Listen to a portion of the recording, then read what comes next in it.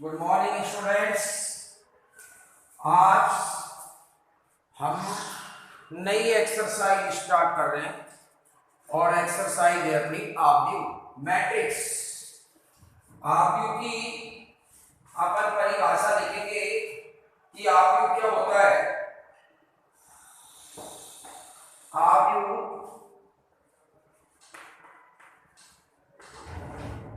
संख्याओं और फलनों का आयताकार क्रम विन्यास होता है।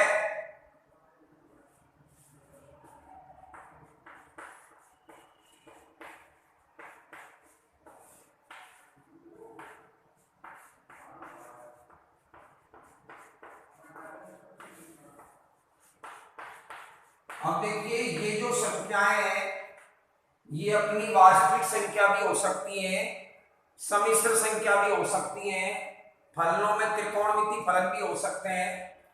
अब इस परिभाषा को समझने के लिए यहाँ एक मुख्य चीज है क्रम विन्यास। 11वीं क्लास में जब मैंने आपको क्रमचय संचय पढ़ाया था तो आपके ध्यान होगा कि क्रमचय में हम विन्यास ही बनाते थे, अर्थात संख्याओं को उनके व्यवस्थित क्रम में जमाते थे।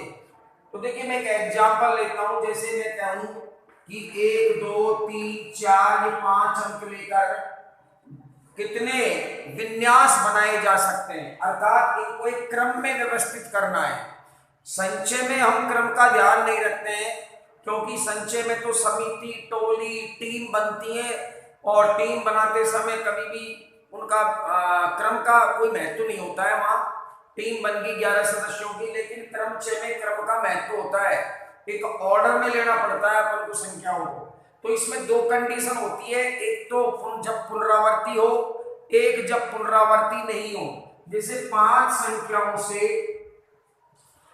संख्याओं को एक रैखिक क्रम में व्यवस्थित कीजिए, व्यवस्थित करो रैखिक क्रम में, अर्थात एक ऑर्डर में जमाओ उनको, तो कितने विन्यास बनेंगे, अर्थात कितने क्रमचय बनेंगे। तो देखो, 5 जब पुनरावृत्ति नहीं है, 1 2 3 4 5 जब पुनरावृत्ति नहीं है किसी भी अंक की, जो अंक एक बार आ जाए वो दोबारा रिपीट नहीं होगा, तो यहाँ पर 1 भी लिखा जा सकता है, 2 भी लिखा जा सकता है, 3 4 5। तो यहाँ पर जो अंक बढ़ेंगे, ये जो अंक आएगा सबसे लास्ट का 5 अंकों की संख्या का, तो स्टूडेंट्स ये 5 तरीके से होगा, 5 तरीके से भरा जाएगा ये। अब इसमें एक अंक तो आ ही चुका है कोई सा भी इनमें से, इसको भरने के तरीके 5 है। मतलब यहाँ 1 भी आ सकता है, 2 भी आ सकता है, 3 भी आ सकता है, 4 भी आ सकता है, 5 भी आ सकता है। जैसे अगली बार में हम इसको ऐसे ले लेंगे, ऐसे यहाँ जैसे आपने 1 ले लिया, अगली बार 2 लेके बना लिया, अगली बार 3 लेके, तो ये स्टार इस प्रकार से 5 तरीके से आएगा। ठीक है, 5 तरीके से भरा जाएगा। लेकिन अब जो अंक यहाँ आ गया उसकी यहाँ आवर्ती नहीं होगी, तो ये खाना 4 तरीके से व्यवस्थित होगा। फिर इस यहाँ जो आ गया उसकी भी आवर्ती नहीं होगी, 3 2 1 इस तरीके से। आपको ध्यान आ गया होगा। और अगर आवर्ती हो रही है, पुनरावृत्ति है बार बार, अगर पुनरावृत्ति है तो ये भी 5 तरीके से भरा जाएगा पहला। अब जो अंक यहाँ आ चुका है, सबको हमने यहाँ 1 लेके बनाया, तो 1 की आवर्ती आगे भी हो रही है, तो हर बार 5 हो जाएंगे अंक, अर्थात 5 गुना 5 गुना 5 गुना 5, तो 5 की घात 5 आ गया। ठीक है स्टूडेंट्स, इसी प्रकार एक मैट्रिक्स लेता हूं मैं, और यहाँ जो क्रम विन्यास की जो बात करिए इसको समझा रहा हूं। इस मैट्रिक्स में देखो, ये पंक्ति होती है R1 और R2, ये पंक्ति होती है स्टूडेंट्स,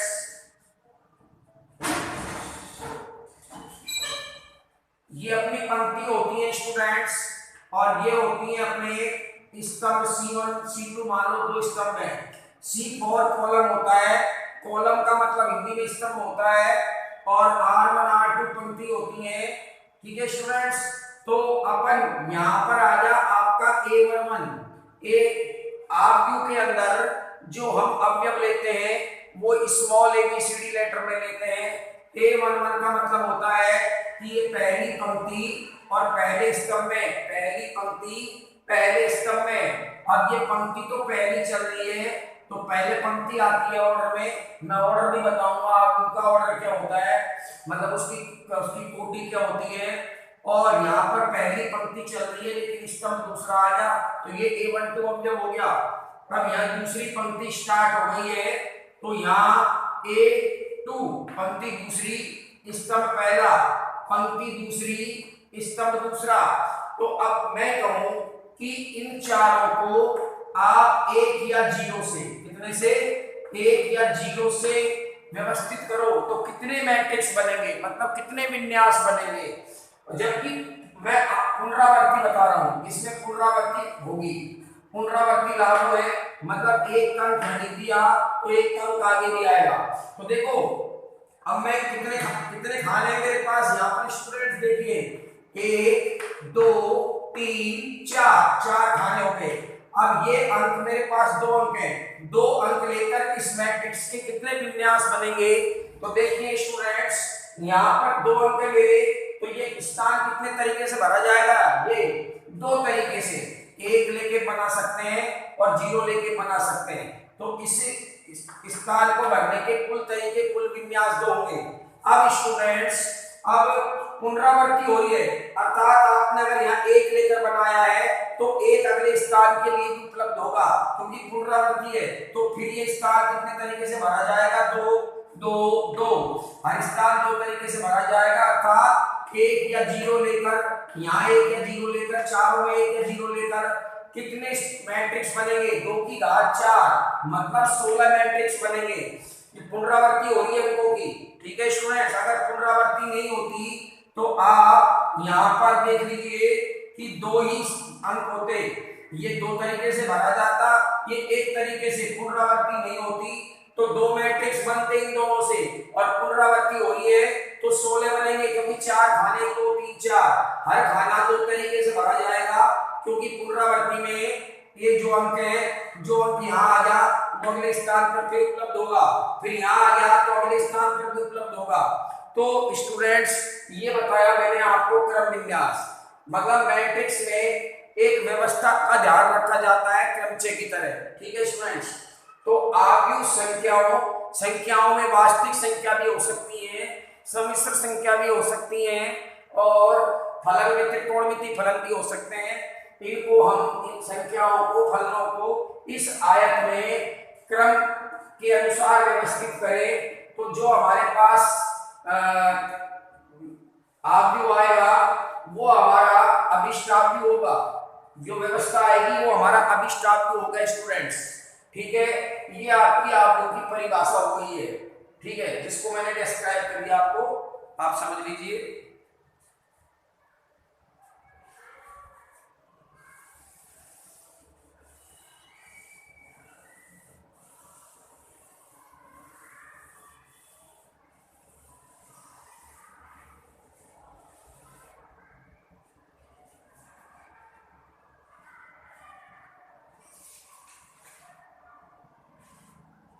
अब स्टूडेंट्स हम आते हैं आव्यूह के प्रकार, आव्यूह के प्रकार पढ़ेंगे अब हम। देखिए पहले आव्यूह की कोटि बता देता हूं मैं। आव्यूह की कोटि, कोटि क्या होती है आव्यूह की, जैसे ये एक आव्यूह है, अब इसमें मैंने ये ले लिया R1 R2 और R3 इस तरह से, तो इसका मतलब इसमें पंक्ति 3 है, और मैंने ये ले लिया C1 और C2, इसका मतलब इसमें पंक्ति 2, स्तंभ 2 है। कितने स्तंभ है स्टूडेंट्स, 2 स्तंभ है। तो देखिए इनको लिखिए, R1 का मतलब पहली पंक्ति, C1 का मतलब पहला स्तंभ, तो A11 हो जाएगा, पहले पंक्ति आती है फिर स्तंभ लिखा जाता है। और A11 का मतलब ये जो अवयव यहाँ पर लिखा है ये पहली पंक्ति और पहले स्तंभ का अवयव है। अब देखिए स्टूडेंट्स ये R1 जो है ये पहली पंक्ति है लेकिन स्तंभ दूसरा स्टार्ट हो गया है, तो पंक्ति तो मैं पहली लिखूंगा और स्तंभ लिखूंगा दूसरा। A12 अवयव का मतलब होता है कि ये अवयव पहली पंक्ति और दूसरे स्तंभ में व्यवस्थित किया गया है। और R2 का मतलब अब दूसरी पंक्ति स्टार्ट हो गई है, दूसरी पंक्ति का मतलब A2 और स्तंभ पहले का मतलब A21। और यहाँ पर A दूसरी पंक्ति और स्तंभ भी दूसरा A22। यहाँ पर पंक्ति तीसरी और स्तंभ भी पहला, तो A31 अवयव हो गया। मतलब ये अवयव तीसरी पंक्ति और पहले स्तंभ में व्यवस्थित किया गया है और ये तीसरी पंक्ति और दूसरे स्तंभ में व्यवस्थित किया गया है। तो अब इसकी कोटि क्या होगी? अवयव की कोटि को यहाँ दर्शाते हैं। कोटि आगे कोटि में m गुणा n लिखते हैं, जहां m होती है पंक्तियों की संख्या।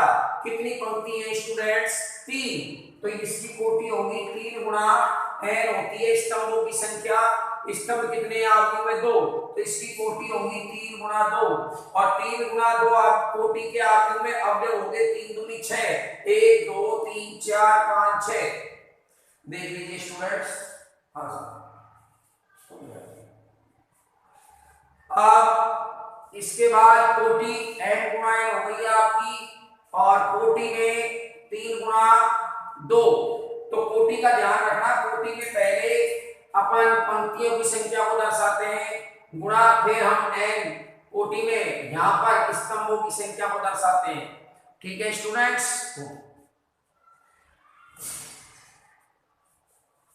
अब हम अवयव के प्रकार पढ़ेंगे।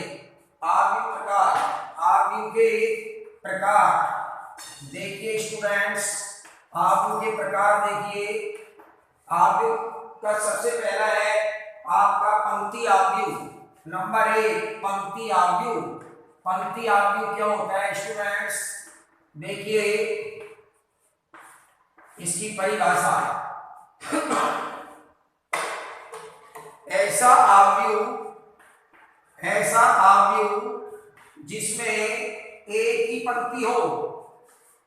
स्तंभ कितने भी हो सकते हैं स्टूडेंट्स, स्तंभ कितने भी हो सकते हैं, लेकिन पंक्ति एक होनी चाहिए। ऐसा अवयव जिसमें एक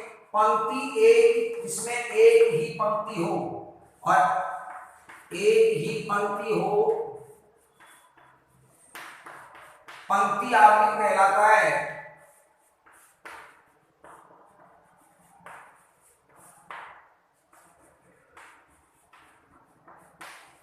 देखिए स्टूडेंट्स, ऐसा अवयव जिसमें एक पंक्ति हो। इसमें परिभाषा में एक चीज नोट करो, पंक्ति को बाउंडेड किया गया है, कंडीशन दी गई है एक ही पंक्ति हो, लेकिन यहाँ पर स्तंभ के बारे में कुछ भी नहीं कहा गया। तो इसका मतलब पंक्ति एक है, तो फिर स्तंभ कितने होंगे? स्तंभ कितने भी हो सकते हैं, स्तंभ कितने भी हो सकते हैं स्टूडेंट्स, लेकिन पंक्ति अवयव के लिए पंक्ति एक ही होनी चाहिए। जैसे ये अवयव है आपका ये, अब इसमें एक ही पंक्ति है 1 2 3, इसमें पंक्ति तो एक ही है R1, लेकिन स्तंभ कितने हो गए? C1 C2 और C3। 1 2 3, स्तंभ 3 है और पंक्ति 1 है। अर्थात आप पंक्ति अवयव की जो कोटि होगी या 1 गुणा n। 1 गुणा n क्यों होगी? n का मतलब स्तंभ कितने भी हो सकते हैं, लेकिन पंक्ति अवयव में पंक्ति एक ही होगी, परिभाषा कहती है। इस बात को मैं नहीं कह रहा। और n मैंने एक्चुअली कहा कहोगे सर यहाँ 3 लिखो ना, 3 स्तंभ है, बिल्कुल 3 लिख दूंगा, लेकिन मैंने n इसलिए लिखा कि n का मान 3 स्तंभ है तो 3 हो जाएगा, 1 है तो 1 हो जाएगा, 2 है तो 2 हो जाएगा। अब देखिए मैं एक अवयव और ले लेता हूं, ये आपका A11 A12 और यहाँ पंक्ति एक ही है R1, लेकिन स्तंभ कितने हैं यहाँ? C1 C2 2, तो इसकी कोटि भी n 1 गुणा n। अब यहाँ n का मान कितना हो गया? n क्या होती है आपकी स्तंभों की संख्या। तो देखो n का मान कुछ भी हो सकता है, स्तंभ 2 भी हो सकते हैं, 3 भी हो सकते हैं। आप एक ये ले लीजिए, केवल मैं ले लेता हूँ यहाँ A11, तो यहाँ पंक्ति भी एक है और यहाँ पर स्तंभ भी एक है। स्टूडेंट्स ध्यान देना यहाँ पर, चलो इसको मैं आगे यहाँ लिख देता हूँ। देखिए A11, अब यहाँ पर देखिए पंक्ति है आपकी A और A की स्तंभ है C1, तो 1 गुणा n, तो यहाँ n का मान, अब देखो सारे एग्जाम्पल ये सारे पंक्ति अवयव है, तो इस पंक्ति इसमें पंक्ति 1 है, इसमें पंक्ति 1 है, लेकिन स्तंभ यहाँ कितने हो गए हैं? कमान 3 है, 3 स्तंभ है, C1 C2 C3।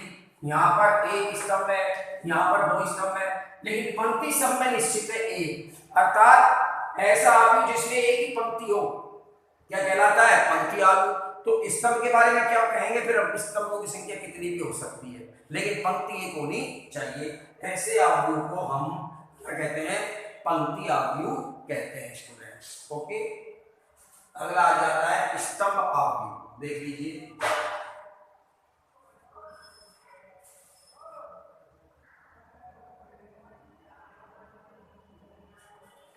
अब आ जाइए स्तंभ आव्यूह पर आ जाइए स्टूडेंट्स।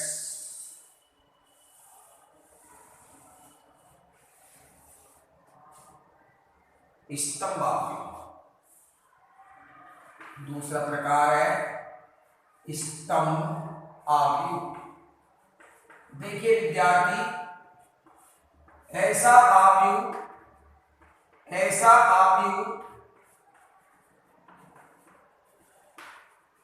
जिसमें एक ही स्तंभ हो, जिसमें एक ही स्तंभ हो,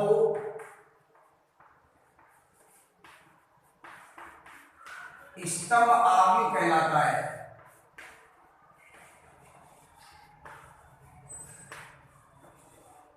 एक ही स्तंभ का मतलब होता है कि भाई स्तंभ एक है, तो पंक्ति के बारे में क्या कहेंगे? पंक्ति कितनी भी हो सकती है, लेकिन स्तंभ एक ही होना चाहिए। जैसे आपका एक ही स्तंभ ले लेते हैं, इसमें जैसे 2 ले लिया और यहां पर ले लिया आपने 3 4। अब ये स्तंभ तो एक ही है, देखो C1 स्तंभ ले लेते हैं इसको, ये एक ही स्तंभ है, लेकिन यहाँ पंक्ति कितनी है? 3 है। अर्थात यहाँ m गुणा 1 कोटि का होता है, जहाँ m पंक्तियों की संख्या कितनी भी हो सकती है। यहाँ 3 पंक्ति है, यहाँ कितनी पंक्ति है? 3। तो इसको लिख सकते हैं यहाँ m का मान 3, अर्थात ये 3 गुणा 1 कोटि का है। तो मैंने यहाँ m 3 गुणा 1 सीधा लिख देता, लेकिन मैं m क्यों लिखा? क्योंकि m का मान यहाँ निश्चित नहीं है, लेकिन स्तंभ आव्यूह के लिए ये निश्चित है कि यहाँ स्तंभ एक ही होगा। अब आप और ले लीजिए, ये ले लीजिए, आप केवल 2 ले लीजिए। अब इसमें पंक्ति एक ही है और स्तंभ भी एक ही है, तो m गुणा स्तंभ की संख्या तो 1 है, लेकिन यहाँ m का मान 1 है, तो इसकी कोटि हो गई 1 गुणा 1। तो m का मान से कोई पंक्तियों की संख्या कितनी भी हो सकती है, m के मान तो परिवर्तित होते रहेंगे, लेकिन स्तंभ के मान परिवर्तित नहीं होंगे यदि वो वास्तव में स्तंभ आव्यूह है, तो उसमें स्तंभ एक ही होगा। ठीक है, इस तरीके से स्टूडेंट्स हमारा ये स्तंभ आव्यूह हो जाता है।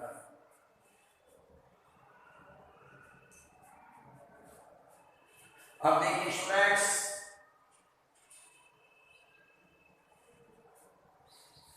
शून्य आव्यूह।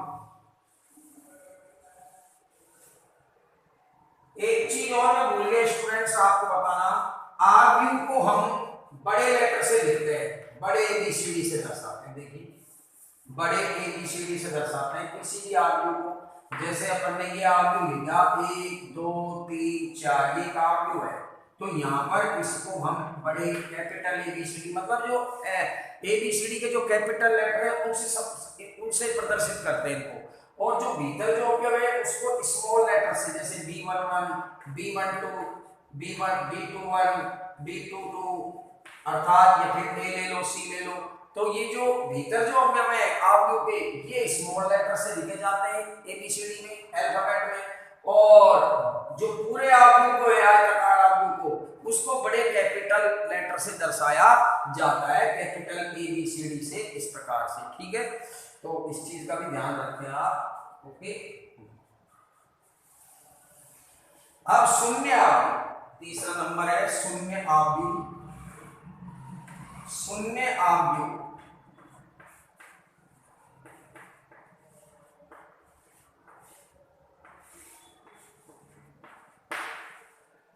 ऐसा आव्यूह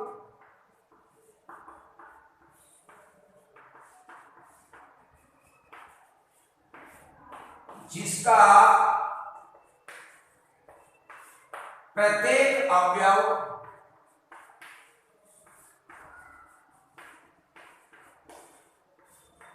शून्य हो, शून्य आवयव कहते हैं। मैट्रिक्स कहते हैं आवयव को इंग्लिश में। मैट्रिक्स, अपना टॉपिक मैट्रिक्स ही आज स्टार्ट किया है। देखिए शून्य आवयव कहते हैं स्टूडेंट्स। शून्य आवयव को इसे कैपिटल ओ से दर्शाया जाता है। देखो और जितने भी आवयव हैं उनको तो आप, जैसे मैंने अभी अभी लिखा 1 2 3 4 कोई आवयव लिख दिया, इसको आप ए से लिखो, एक कैपिटल ए से लिखिए या कैपिटल बी से लिखिए या कैपिटल सी से लिखिए, कोई दिक्कत नहीं। लेकिन शून्य आवयव को हम कैपिटल ओ से ही लिखेंगे। अब जैसे ये है आपका 0 0 0 0 0 0, सारा प्रत्येक अवयव शून्य है, तो इसको ओ से दर्शाएंगे।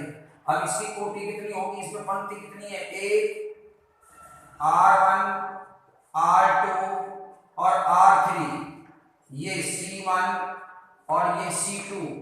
ठीक है स्टूडेंट्स, ये C1 C2 लिख दिए मैंने यहाँ, ये C1 है, ये C2 है, ये स्तंभ है। इस तरह से ये स्तंभ होते हैं, इस तरह से ये स्तंभ है, ये स्तंभ है और ये पंक्ति है। अब इसमें 3 पंक्ति है, पहले कोटि में पंक्तियों की संख्या आती है, फिर स्तंभ कोटि आती है। ये कोटि की परिभाषा कहती है, मैं नहीं कह रहा हूँ अपनी तरफ से, ठीक है। तो इसकी कोटि होगी 3 गुणा 2।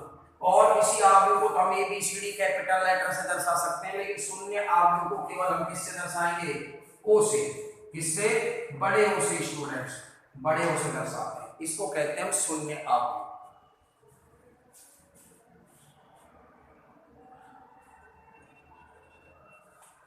अब स्टूडेंट्स अगला आवयव हमारा आता है, इसको पढ़ना तभी कल समझ में आएगा।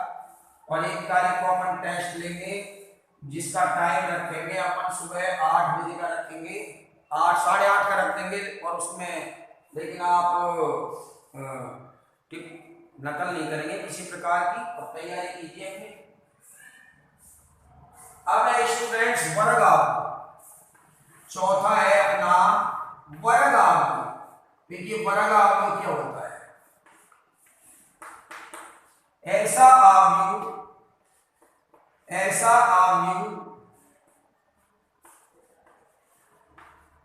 जिसमें पंक्ति और स्तंभों की संख्या समान हो, पंक्ति और स्तंभों की संख्या समान हो। अर्थात ऐसा भी लिख सकते हो m बराबर n हो, m बराबर n हो, जहां m पंक्तियों की संख्या होती है n स्तंभों की कोटि में। ठीक है, तो स्टूडेंट्स देखिए पंक्ति और स्तंभों की संख्या, देखिए जैसे ये आपकी 2 ही पंक्ति हो गई है, ये 2 पंक्ति हो गई है R1 R2, और ये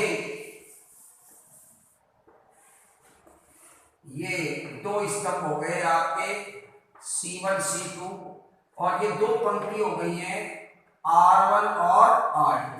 देखो स्टूडेंट्स, अब ये हमें हो गया आपका, मैंने कहा ना जैसे इस मैट्रिक्स को तो मैं कोई भी कैपिटल लेटर से लिख सकता हूँ, और मैट्रिक्स के मतलब आवयव के जो अंदर जो एलिमेंट्स हैं इसके अवयव हैं, इनको अपन अल्फाबेट में छोटे ABCD से दर्शाते हैं। जैसे A11 है तो A11 का मतलब पहली पंक्ति पहला स्तंभ। अब यहाँ पंक्ति पहली चल रही है, ध्यान देना, और स्तंभ दूसरा है, इसको A12 बोलेंगे। यहाँ पंक्ति दूसरी हो गई और स्तंभ पहला हो गया। यहाँ पंक्ति दूसरी चल रही है वही, लेकिन स्तंभ भी दूसरा हो गया, स्तंभ बदल गया, पंक्ति नहीं, पंक्ति तो वही चल रही है, तो यहाँ अलग स्तंभ था, यहाँ अलग स्तंभ है। अब इसकी कोटि लिखो आप, इसकी कोटि हो गई, इसमें m गुणा n, m गुणा n का मतलब n होती है पंक्तियों की संख्या। तो पंक्ति कितनी है देखिए 2 है, तो 2 गुणा स्तंभ कितने हैं 2, तो यहाँ m और n दोनों बराबर है, m गुणा n होती है कोटि m गुणा n, तो m पंक्तियों की संख्या होती है, n स्तंभों की, तो m का मान भी 2 है और n का मान भी 2 है। अर्थात इस आव्यूह की लंबाई और चौड़ाई बराबर है। जिसे वर्ग की परिभाषा होती है ना, ऐसा आयत जिसकी लंबाई और चौड़ाई बराबर हो उसको हम वर्ग कहते हैं। तो यहाँ पर ये ऐसा आयत है जिसकी लंबाई भी 2 है और चौड़ाई भी 2 है, मतलब जिसमें पंक्ति भी 2 है, स्तंभ भी 2 है। परिभाषा के अनुसार स्तंभ और पंक्ति दोनों की संख्या समान है, तो इस आव्यूह को मैं वर्ग आव्यूह कहूंगा। क्या कहूंगा? ये वर्ग आव्यूह है स्टूडेंट्स, ये वर्ग आव्यूह है। अब वर्ग आव्यूह तो ये भी हो जाएगा, मानो मैं इसको b से दर्शा देता हूं, यहाँ a11 है, ठीक है, तो देखो a की पंक्ति है और स्तंभ भी एक ही है, तो ये 1 गुणा 1 कोटि का वर्ग आव्यूह है। 1 गुणा 1 कोटि का क्या है? वर्ग आव्यूह है, क्योंकि यहाँ पंक्ति और स्तंभ दोनों समान है और यहाँ भी पंक्ति स्तंभ दोनों समान है। लेकिन यदि स्टूडेंट ध्यान देना, यदि कोई अपने पास यह आ जाए a11, a12, a21, a23 और ये a22 और यह आ जाए अपने पास स्टूडेंट्स a31, a32, अब इसकी कोटि होगी, देखो 3 तो पंक्ति है और 2 स्तंभ है, तो 3 गुणा 2 ये वर्ग आव्यूह नहीं है, ठीक है। इसकी लंबाई 3 चौड़ाई 2, तो इसका मतलब ये आयताकार आव्यूह है। ये कैसा आव्यूह है? आयताकार, क्योंकि यह लंबाई चौड़ाई बराबर नहीं है, अर्थात यहाँ पंक्ति और स्तंभ बराबर नहीं है, लेकिन इन दोनों में पंक्ति और स्तंभ बराबर है, इसलिए हम इनको वर्ग आव्यूह कहेंगे। तो क्या परिभाषा होगी वर्ग आव्यूह की? ऐसा आव्यूह जिसमें पंक्ति और स्तंभों की संख्या समान हो, अर्थात जिसकी कोटि m गुणा n में, जिसकी कोटि m गुणा n में m और n दोनों बराबर हो, क्या कहलाता है? आपका वर्ग आव्यूह कहलाता है। ओके स्टूडेंट्स, आज इतना ही, थैंक्स।